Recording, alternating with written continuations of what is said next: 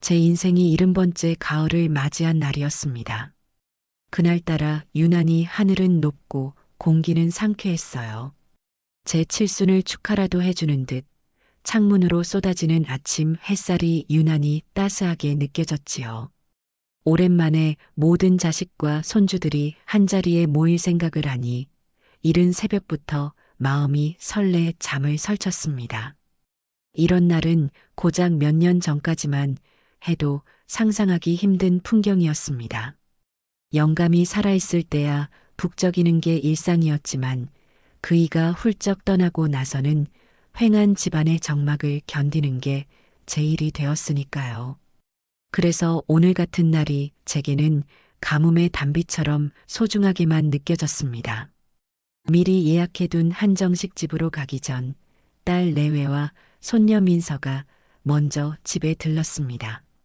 곱게 한복을 차려입은 저를 보며 딸은 엄마, 오늘 너무 곱다. 선녀 같아라며 호들갑을 떨었어요. 사위도 연신 싱글벙글하며 장모님, 오래오래 건강하셔야 합니다라며 두툼한 봉투를 건넸지요. 그 마음 씀씀이가 고마워 손을 꼭 잡아주었습니다. 할머니, 생신 축하드려요. 까르르 웃으며 품에 안기는 손녀 민서를 안아주니 세상 시름이 다 녹아내리는 기분이었습니다. 그래, 우리 강아지.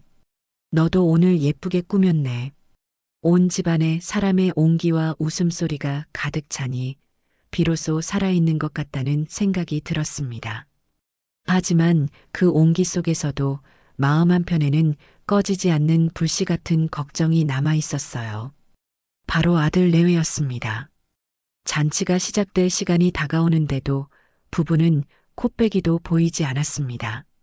전화를 해봐도 받지를 않으니 속이 타들어가는 것 같았지요. 딸이 제 눈치를 살피며 말했습니다. 엄마, 정훈 오빠 아직이야? 오는 길에 차가 많이 막히나? 그러게 말이다. 전화를 안 받네. 애써 태어난 척 대답했지만 목소리가 미세하게 떨리는 건 어쩔 수 없었습니다. 며느리 오수정, 그 아이가 제 아들과 결혼한 지도 어언 15년이 넘었습니다. 처음에는 싹싹하고 부침성 있는 모습에 저도 마음을 열고 친딸처럼 대하려 노력했어요. 하지만 시간이 흐를수록 특히 제가 남편의 유산인 강남 상가 건물을 아들 내외에게 증여한 후부터 며느리는 조금씩 본색을 드러내기 시작했습니다. 집안의 대소사는 바쁘다, 아프다는 핑계로 빠지기 일쑤였고 어쩌다 얼굴이라도 보면 마치 큰 선심이라도 쓰는 듯한 태도를 보였지요. 그럴 때마다 아들은 제게 수정이가 사회생활 하느라 피곤해서 그래요. 엄마가 좀 이해해 주세요라며 아내를 감싸기 바빴습니다. 제 속이 썩어 문드러지는 것을 아는지 모르는지 아들은 언제나 제게 이해와 희생만을 바랐습니다. 잔치 시간이 임박해서야 겨우 아들에게서 전화가 걸려왔습니다. 제 전화를 수십 통이나 피하더니 이제야 연락이 된 겁니다. 저는 반가움과 서운함이 뒤섞인 목소리로 전화를 받았습니다. 아들, 어디쯤이야? 사람들이 다 너희 기다리고 있어.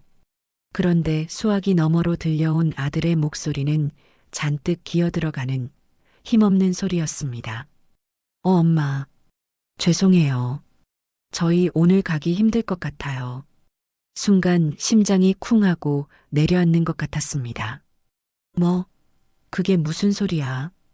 오늘이 무슨 날인 줄 뻔히 알면서 제 목소리가 저도 모르게 높아졌습니다. 그러자 아들은 더욱 우물쭈물하며 변명을 늘어놓기 시작했어요. 그게 수정이가 아침부터 머리가 너무 아프다고 해서요.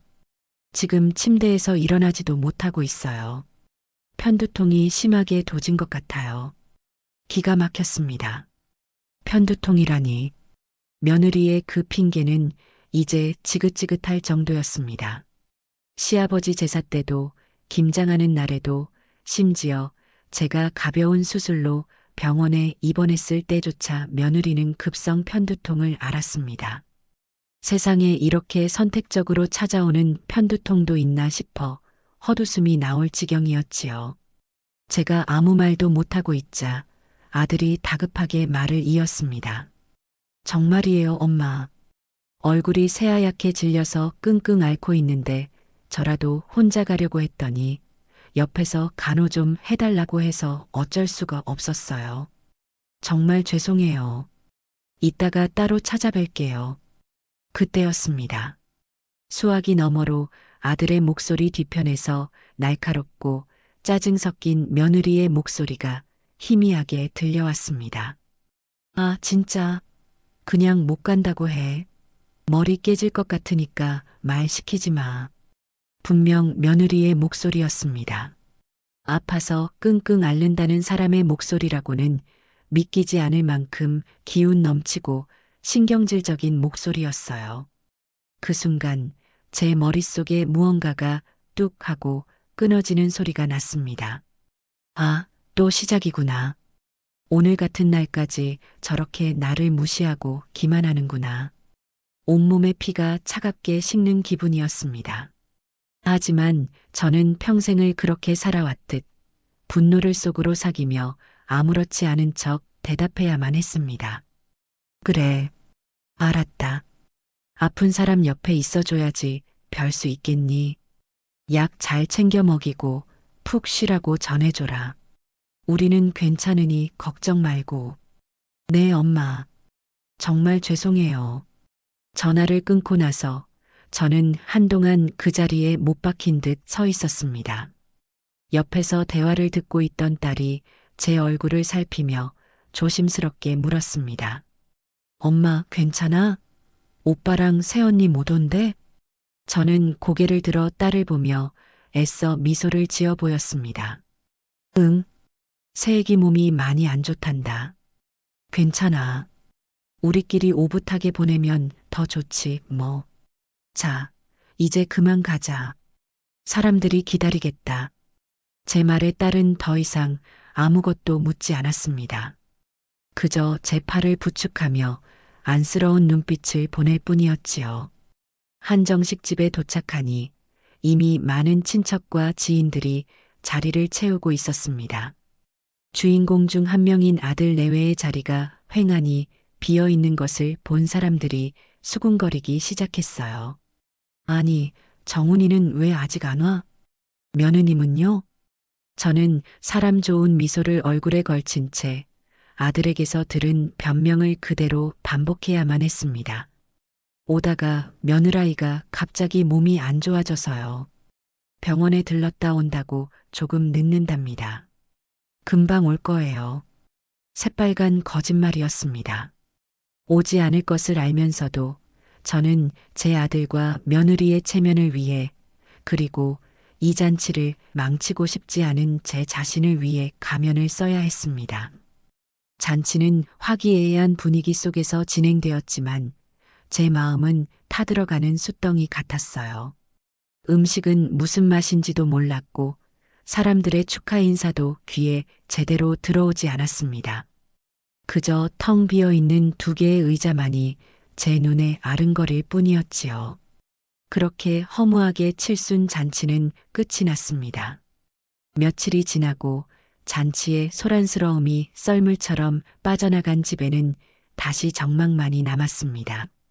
저는 소파에 멍하니 앉아 창밖만 바라보곤 했어요. 아들은 그날 저녁 며느리와 함께 과일 바구니 하나를 들고 집에 찾아왔었습니다. 며느리는 언제 아팠냐는 듯 멀쩡한 얼굴로 어머님, 그날은 정말 죄송했어요. 갑자기 머리가 너무 아파서 정신이 하나도 없었어요 라며 고개를 숙였습니다. 그 뻔뻔한 얼굴을 마주하고 있으려니 속에서 천불이 났지만 저는 또다시 괜찮다. 이제 몸은 다 나았느냐고 물어주는 자애로운 시어머니를 연기해야 했습니다. 아들은 그저 아내와 내 눈치만 살피며 안절부절 못할 뿐이었지요. 그들은 10분도 채 머무르지 않고 서둘러 집을 떠났습니다. 그들이 떠나고 난 뒤 저는 깊은 무력감에 빠졌습니다. 이게 과연 맞는 걸까? 내가 언제까지 이렇게 참고 살아야 하는 걸까? 수십 년간 쌓아온 분노와 서름이 한꺼번에 몰려와 눈물이 핑 돌았습니다. 바로 그때 딸에게서 영상 통화가 걸려왔습니다. 화면 속에는 손녀 민서의 밝은 얼굴이 나타났어요. 할머니, 뭐 하고 계세요? 응, 우리 민서구나. 할머니 그냥 텔레비전 보고 있었지. 민서는 제게 학교에서 있었던 일들을 제잘제잘 이야기하며 저를 웃게 해주었습니다. 한참을 통화하던 민서가 갑자기요 하는 소리를 내더니 화면을 어딘가로 돌렸습니다. 할머니, 이거 보세요. 이거 외숙모 맞죠? 민서가 보여주는 것은 자신의 SNS 피드였습니다. 친구가 좋아요를 누른 어떤 게시물이었는데 사진 속에는 화려한 조명 아래 눈부신 드레스를 입고 샴페인 잔을 든 채 활짝 웃고 있는 제 며느리 오수정이 있었습니다. 그녀의 옆에는 텔레비전에서나 보던 유명 연예인이 함께 포즈를 취하고 있었지요. 사진 아래에는 이런 글귀가 적혀 있었습니다. 강남 VIP 나이트 파티, 셀럽과 함께 잊지 못할 밤. 그리고 그 게시물이 올라온 날짜는 바로 제 칠순 잔치가 열렸던 그날 밤이었습니다. 순간 제 머리를 무언가가 아주 세게 내리치는 듯한 충격이 왔습니다. 온몸의 감각이 마비되는 것 같았어요. 급성 편두통으로 침대에서 일어나지도 못한다던 며느리가 그 시간에 저렇게 화려한 파티에 참석해 웃고 떠들고 있었던 겁니다. 할머니, 왜 아무 말씀 안 하세요? 외숙모 맞죠? 민서의 목소리가 아득하게 들려왔습니다. 저는 간신히 정신을 차리고 떨리는 목소리로 대답했습니다. 응, 맞네. 내 외숙모. 와, 외숙모 진짜 멋있다. 연예인이랑 사진도 찍고. 근데 할머니 칠순 잔칫날 아니에요, 이거? 민서의 순진한 물음에 저는 가슴이 철렁했습니다. 아니야. 그 다음 날인가 봐. 날짜가 잘못 나왔나 보다. 저는 저도 모르게 또 거짓말을 하고 있었습니다. 어린 손녀에게까지 며느리의 추악한 민낯을 보여주고 싶지 않았기 때문일까요? 아니면 이 끔찍한 진실을 저 자신조차 아직 받아들일 준비가 되지 않았기 때문일지도 모릅니다. 민서야, 그 사진 할머니한테 보내줄 수 있겠니? 내 외숙모, 아주 예쁘게 나왔네. 제 목소리는 제가 듣기에도 낯설 만큼 차갑고 단단했습니다. 민서는 아무것도 모른 채 네, 그럴게요. 라며 밝게 대답했습니다. 잠시 후 띠링하는 소리와 함께 제 휴대폰으로 사진 한 장이 전송되었습니다. 저는 한참 동안 그 사진을 뚫어져라 쳐다보았습니다. 제 칠순을 축하하러 오는 것보다 저 명품 파티에 참석하는 것이 며느리에게는 수백 배는 더 중요했던 겁니다. 저와 제 가족에 대한 최소한의 존중조차 없었던 것이지요. 그동안의 모든 서름과 배신감이 한꺼번에 폭발하며 제 안에서 무언가 단단히 결심이 서는 것을 느꼈습니다. 그래, 이제 더는 참지 않겠다. 그날 밤 저는 뜬 눈으로 밤을 새웠습니다. 며느리의 웃는 얼굴이 담긴 사진을 보고 또 보며 과거의 기억들을 하나씩 되짚어 보았어요. 그러다 문득 5년 전 그날의 기억이 떠올랐습니다. 남편의 3주기를 막 치르고 난 뒤였습니다. 아들 정훈이가 하던 사업이 어려워져 힘들어하는 모습을 보는 게 안쓰러웠어요. 며느리 역시 퇴근하고 돌아오면 돈 문제로 아들과 다투는 날이 잦았습니다. 그 모습을 지켜보던 저는 큰 결심을 했습니다.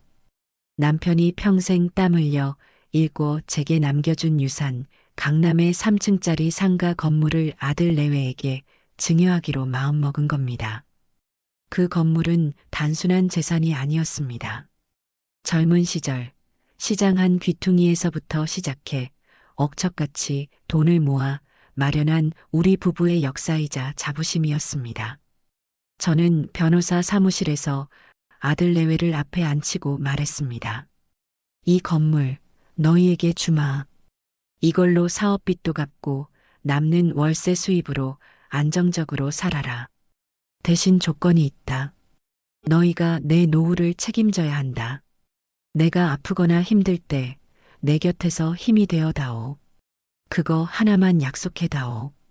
그 말을 들은 며느리는 당장이라도 눈물을 쏟을 것처럼 감격한 얼굴로 제 손을 덥석 잡았습니다. 어머님, 세상에 저희에게 이렇게 큰 재산을 정말 감사해요. 걱정 마세요. 저희가 앞으로 어머님 평생 책임지고 모실게요.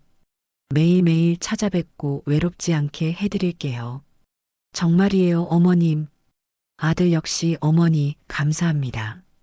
이 은혜 평생 잊지 않고 효도하며 살겠습니다라며 고개를 숙였습니다. 저는 그들의 말을 특히 눈물까지 글썽이며 제 손을 잡던 며느리의 그 약속을 진심이라고 믿었습니다. 제 아들의 어깨를 짓누르던 짐을 덜어주고 제 노후까지 보장받았다는 안도감에 마음이 놓였지요. 하지만 그 약속은 증여 서류의 잉크가 마르기도 전에 거짓말이 되어버렸습니다. 처음 몇 달간은 일주일에 한두 번씩 찾아오던 그들의 발길은 반년이 지나자 한 달에 한 번으로 줄었고 1년이 지나자 명절이나 생신 같은 특별한 날에나 겨우 얼굴을 비추는 정도가 되었습니다. 그리고 이제는 제 칠순 잔치마저 거짓 편두통을 핑계로 오지 않고 명품 파티에나 가는 사이가 되어버린 겁니다. 저는 캄캄한 거실에 홀로 앉아 며느리가 보냈던 달콤한 약속과 VIP 파티에서 환하게 웃고 있는 그녀의 사진을 번갈아 떠올렸습니다. 과거에 순진했던 제 자신이 한심하게 느껴져 실소가 터져나왔습니다. 평생을 책임지고 모시겠다던 그 목소리가 귓가에 생생하게 울리는 듯 했어요. 그래, 오수정, 너가 어떤 사람인지 이제야 제대로 알 것 같구나.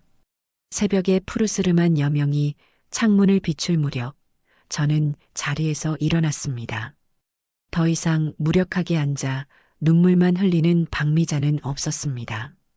제 인생과 제 것을 되찾기 위한 길고 외로운 싸움이 될지도 모릅니다. 하지만 저는 두렵지 않았어요. 70평생을 헌신과 희생으로 살아왔지만 남은 인생은 오롯이 저 자신을 위해 살아야겠다는 차갑고도 단단한 결심이 제 안에서 굳건히 자리 잡고 있었습니다. 그 시작은 바로 며느리의 거짓말을 증명하는 저 사진 한 장이 될 것이었습니다. 칠순 잔치의 소동이 있고 나서 2달쯤 지났을까 민족의 대명절이라는 추석이 다가왔습니다. 예전 같았으면 오랜만에 모든 자식을 볼 수 있다는 생각에 며칠 전부터 장을 보고 음식을 준비하며 부산을 떨었을 테지요. 하지만 올해는 아무런 의욕도 생기지 않았습니다. 며느리의 파티 사진을 본 이후로 제 마음속에서는 무언가가 완전히 부서져 내렸기 때문입니다. 이제 명절이라는 것은 제게 더 이상 설렘이나 기다림의 대상이 아니었어요. 그저 또 한 번 며느리의 위선과 아들의 무기력함을 확인해야 하는 피하고 싶은 의무일 뿐이었습니다. 그래도 자식된 도리를 다하러 올 딸 내외와 아무것도 모르는 친척들을 생각해 억지로 몸을 일으켰습니다. 딸은 며칠 전부터 전화해서 엄마 올해는 그냥 다 사서 하자. 힘들게 음식하지 말라고 신신당부를 했어요.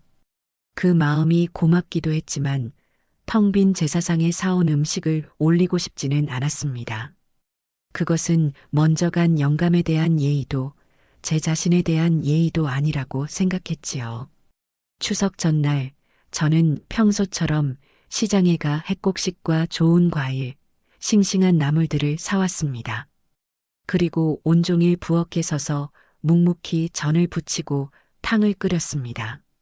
기름 냄새가 온 집안에 진동하고 허리와 다리가 끊어질 듯 아파왔지만 오히려 몸이 고된 것이 끓어오르는 속을 잠재우는 데는 도움이 되는 듯 했습니다.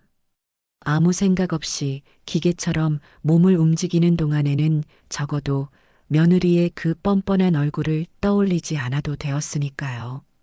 추석 당일 아침 딸 내외와 손녀 민서가 일찌감치 도착했습니다. 딸은 부엌으로 들어서자마자 산더미처럼 쌓인 음식을 보고 기겁을 하며 제 등짝을 때렸습니다. 엄마, 내가 그렇게 하지 말라고 했는데 이걸 혼자 다 했어?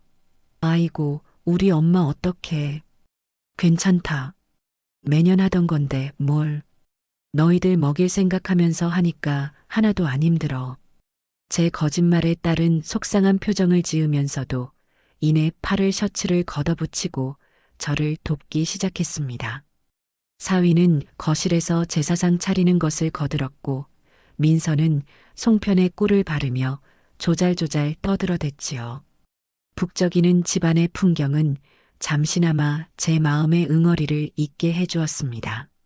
차례를 지내고 음복을 할 시간이 되어서야 아들 내외가 모습을 드러냈습니다. 약속이라도 한 듯 항상 모든 것이 끝나고 상을 물릴 때쯤에야 나타나는 것이 그들의 방식이었습니다. 현관문이 열리고 들어서는 며느리의 모습을 본 순간 저는 저도 모르게 혀를 차고 말았습니다. 집에서 편하게 입는 옷도 아니고 그렇다고 명절 분위기에 맞는 단정한 옷도 아니었어요. 몸에 딱 달라붙는 화려한 원피스에 핸드백을 든 모습이 마치 어디 가는 길에 잠깐 들른 손님 같았습니다. 어머님, 저희 왔어요. 차가 너무 막혀서요. 며느리는 입에 발린 변명을 늘어놓으며 거실로 들어섰습니다. 제사상에는 눈길 한 번 주지 않고 소파에 털썩 주저앉아 핸드백에서 휴대폰을 꺼내 들더군요. 그 모습에 딸이 보다 못해 한마디 했습니다. 새언니, 그래도 어른들 계신데 오자마자 휴대폰 보는 건 좀 그렇지 않아요? 딸의 지적에 며느리는 고개도 들지 않은 채 대꾸했습니다. 아, 아가씨. 급하게 확인할 업무 연락이 있어서 그래요. 미안. 그 건성인 사과에 딸의 얼굴이 불그락푸르락했지만 명절날 싸움을 만들고 싶지 않았는지 입술만 깨물 뿐이었습니다. 아들은 어색하게 웃으며 제 옆으로 와 앉았습니다. 엄마, 많이 힘드셨죠? 아이고, 음식을 이렇게 많이 하셨어요. 됐다. 앉아서 밥이나 먹어라. 저는 퉁명스럽게 대꾸하고는 시선을 돌려버렸습니다. 아들의 얼굴을 보고 있자니 칠순 잔칫날 수화기 너머로 들려왔던 그 비굴한 목소리와 며느리의 신경질적인 고함이 다시 떠올라 속에서 화가 치밀었기 때문입니다. 모두가 둘러앉아 식사를 시작했습니다. 저는 일부러 며느리 앞에 정성껏 부친 삼색전과 힘들여 무친 고사리나물을 놓아주었습니다. 제 딴에는 마지막으로 건네는 성의이자 시험이었습니다. 과연 이 음식을 어떻게 대할까? 며느리는 제 의도를 알기라도 한 듯 젓가락으로 나물 끝을 깨작 건드려 보고는 인상을 팍 썼습니다. 어머님, 죄송한데 이 나물 어디서 사오셨어요? 시장에서 사온 건 좀 찝찝해서요.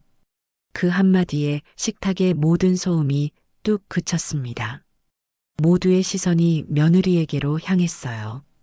제가 직접 새벽 시장에 가서 가장 좋은 것으로 골라 수십 번을 씻고 데쳐 정성껏 무친 음식이었습니다. 그런 내 정성을 찝찝하다는 한마디로 짓밟아 버린 겁니다.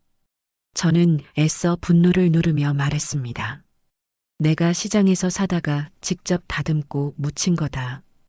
약도 안 친 유기농이라고 해서 비싸게 주고 산 거야. 아, 그러세요? 그래도 요즘은 워낙 위생 문제가 많아서요. 백화점 식품관 가면 다 손질해서 파는 것도 많은데 굳이 이렇게 힘들게 하실 필요가 있나 싶어서요. 그 말은 더 이상 제 건강이나 수고를 걱정하는 말이 아니었습니다. 제가 한 음식의 근본 자체를 폄하하고 무시하는 아주 교묘하고 악의적인 말이었습니다. 그리고 어머님, 솔직히 요즘 세상에 누가 이렇게 기름진 음식을 명절이라고 다 챙겨 먹어요? 이런 거 만들 시간에 그냥 가족들끼리 외식하는 게 훨씬 세련되고 편하지 않아요? 온 집안에 기름 냄새 배고 설거지거리는 산더미처럼 쌓이고 너무 비효율적인 것 같아요. 이제는 아예 대놓고 제 가치관과 삶의 방식을 공격하기 시작했습니다. 세련, 효율 같은 단어들로 포장했지만 그 속내는 당신이 하는 모든 것은 촌스럽고 시대에 뒤떨어졌다는 비난이나 다름없었어요. 아들이 보다 못해 창백한 얼굴로 며느리의 팔을 툭 쳤습니다. 여보, 그만해. 어머니가 우리 먹으려고 얼마나 고생하셨는데. 그 순간 며느리는 뱀처럼 차가운 눈으로 아들을 획 쏘아보았습니다. 당신은 가만히 좀 있어. 내가 틀린 말했어? 시대가 변했으면 좀 변한 대로 살아야지. 언제까지 이렇게 옛날 방식만 고집하실 거냐고. 이건 어머님을 위해서 드리는 말씀이기도 해. 어머님을 위해서라는 말이 제 귀에는 세상에서 가장 가증스러운 위선으로 들렸습니다. 아들은 며느리의 그 서슬 퍼런 기세에 눌려 그대로 입을 꾹 다물어 버렸습니다. 제 아들이지만 정말 한심하고 비참하게 느껴지는 순간이었어요. 제 앞에서는 큰 소리 한 번 못 내는 아들이 아내의 저런 모욕적인 언사 앞에서는 꿀먹은 벙어리가 되어버리는 현실을 제 눈으로 똑똑히 확인하고 있었습니다. 더 이상 밥이 넘어가지 않았습니다. 저는 조용히 숟가락을 내려놓았습니다. 그 모습을 본 며느리는 마치 승리자처럼 입꼬리를 살짝 올리며 휴대폰으로 다시 시선을 돌렸습니다. 그 순간 저는 결심했습니다. 그래, 오수정. 너가 얼마나 잘났고 똑똑한지 내가 똑똑히 지켜봐 주겠다. 그리고 너가 그토록 무시하는 이 늙고 촌스러운 시어머니가 내 인생을 어떻게 바꿔놓을 수 있는지도 한번 보여주마. 잠시 후 며느리는 전화를 받는 척하며 자리에서 일어나 베란다로 나갔습니다. 저는 설거지를 핑계로 부엌으로 향하다가 유리창 너머로 들려오는 며느리의 통화 소리를 듣게 되었습니다. 친구와 통화하는 듯 아까와는 완전히 다른 교태 섞인 목소리였습니다. 나 시댁. 아, 진짜 지겨워 죽겠다. 명절마다 이게 무슨 고역인지 몰라. 1년에 2번 치르는 의무방어전이랄까? 완전 시간 낭비, 감정 낭비야. 제 심장이 다시 한번 바닥으로 곤두박질 쳤습니다. 음식? 말도 마. 무슨 60년대도 아니고 온갖 기름진 전이랑 나물을 산더미처럼 해놨어. 냄새만 맡아도 속이 느글거려. 남편 체면 때문에 잠깐 얼굴만 비추고 바로 뜨려고. 저 영감탱이 잔소리 1시간 듣는 것보다 백화점 가서 쇼핑하는 게 100배는 이득이지. 영감탱이. 그 말이 비수처럼 날아와 제 가슴에 박혔습니다. 피가 거꾸로 솟는 기분이었습니다. 그동안 저를 향해 어머님, 어머님 하던 그 입으로 뒤에서는 저를 영감탱이라고 부르고 있었던 겁니다. 저는 조용히 뒷걸음질 쳐 부엌으로 들어왔습니다. 손이 부들부들 떨려 접시를 놓칠 뻔했어요. 그날 저는 며느리가 돌아갈 때까지 단 한마디도 하지 않았습니다. 그저 텅 빈 눈으로 허공을 바라볼 뿐이었지요. 며느리는 그런 제 상태를 눈치챘는지 아니면 아예 관심조차 없었는지 돌아갈 때도 어머님, 저흰 이만 가볼게요. 푹 쉬세요라는 영혼 없는 인사를 남기고 총총히 사라졌습니다. 그들이 떠난 현관문이 닫히는 순간 저는 비로소 길고 긴 숨을 내쉴 수 있었습니다. 가면 속의 민낯을 확인한 대가는 너무나도 혹독했습니다. 하지만 동시에 제 마음속의 마지막 남은 미련과 동정심마저 완전히 사라지게 만든 중요한 계기가 되었습니다. 이제 더 이상 물러설 곳도 돌아갈 곳도 없었습니다. 추석에 소란이 지나가고 다시 일상으로 돌아온 지 한 달쯤 되었을 때였습니다. 가을비가 추적추적 내리던 어느 날 오후 청천벽력 같은 소식이 들려왔어요. 저와 젊은 시절부터 고향에서 함께 자라 타지인 이곳에 와서도 친자매처럼 의지하며 지내던 친구 경자에게서였습니다.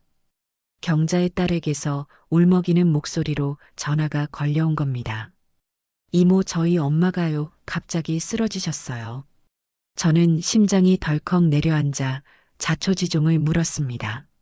아침에 함께 밥을 먹고 시장에 다녀왔는데 집에 돌아와 갑자기 가슴을 부여잡고 쓰러졌다는 것이었습니다. 급히 119를 불러 대학병원 응급실로 갔더니 급성 심근경색이라고 당장 수술하지 않으면 위험하다는 진단을 받았다고 합니다. 저는 당장 옷을 챙겨 입고 병원으로 달려갔습니다. 응급실 한쪽 침대에 산소 마스크를 쓴 채 누워있는 경자의 모습을 보니 눈물부터 쏟아졌습니다. 며칠 전까지만 해도 함께 경로당에 가서 웃고 떠들던 친구가 저렇게 사경을 헤매고 있다니 믿을 수가 없었어요.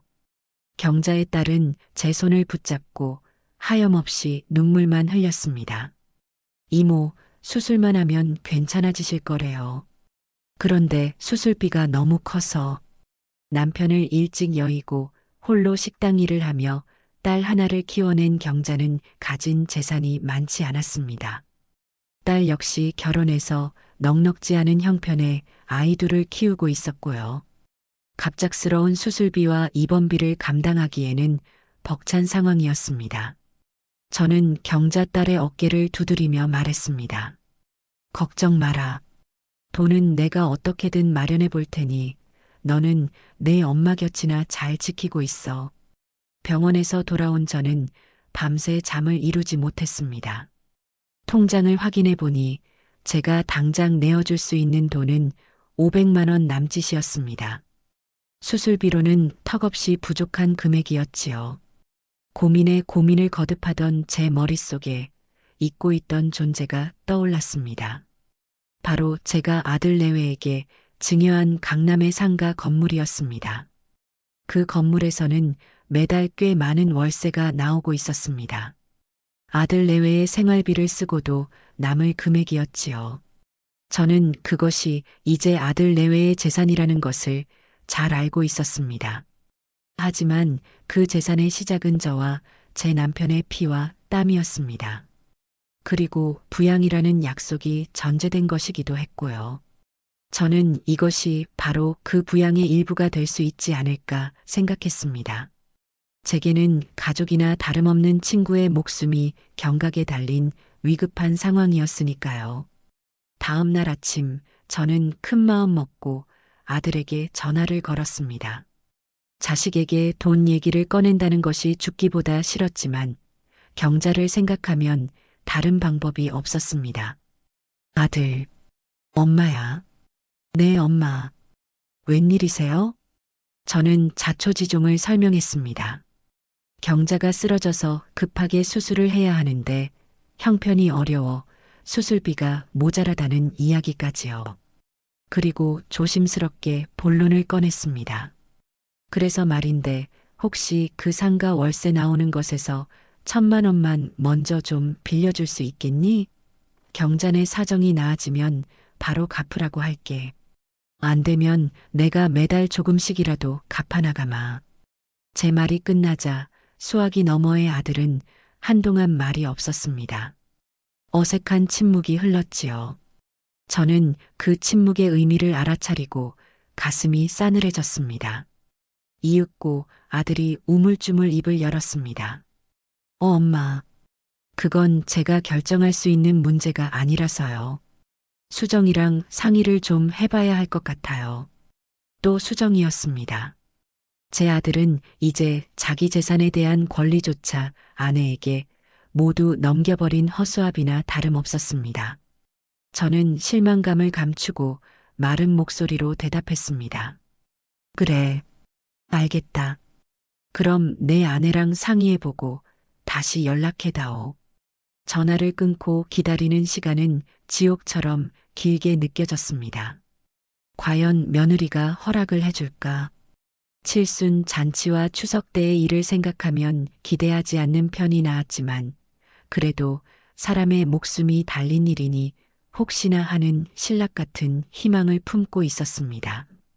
하지만 그 희망은 2시간 만에 산산조각이 나고 말았습니다. 전화는 아들이 아닌 며느리에게서 직접 걸려왔습니다. 그녀의 목소리는 평소보다도 훨씬 더 차갑고 사무적이었습니다. 마치 은행 직원이 대출 부적격 고객에게 통보하는 듯한 말투였어요. 어머님, 전화 주셨다면서요? 정훈 씨한테 말씀은 들었어요. 저는 침을 한번 삼키고 대답했습니다. 그래. 얘기 들었느냐? 네. 경자 할머니 일은 참 안타깝게 됐네요. 그런데 어머님, 저희도 저희 자금 계획이라는 게 있거든요. 시작부터 가시가 돋친 말이었습니다.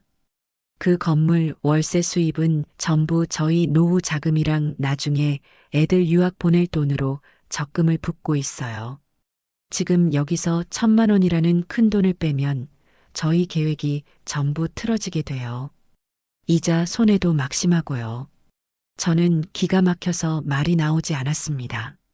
사람의 목숨이 오가는 상황에서 고작 그 이자 손해를 말하고 있는 겁니다. 어머님도 아시겠지만 그 건물은 이제 법적으로 완벽하게 저희 재산이에요. 저희 재산을 가지고 어머님 개인적인 용도로 사용하시려고 하면 저희가 아주 곤란해집니다. 그건 저희 재산이지 어머님 비상금이 아니잖아요. 개인적인 용도, 비상금이라는 단어가 제 심장을 후벼 팠습니다. 며느리에게 제 친구의 목숨값은 그저 제 개인적인 용돈쯤으로 취급되고 있었던 겁니다. 그리고 아버님 돌아가셨을 때 받으신 보험금도 있으시잖아요. 왜 그런 돈은 생각 안 하시고 저희한테만 손을 벌리세요? 저희도 힘들어요, 어머님. 이제는 돌아가신 영감의 보험금까지 들먹였습니다. 그 돈은 제가 평생을 의지해야 할 마지막 보루였습니다. 그걸 알면서도 저런 잔인한 말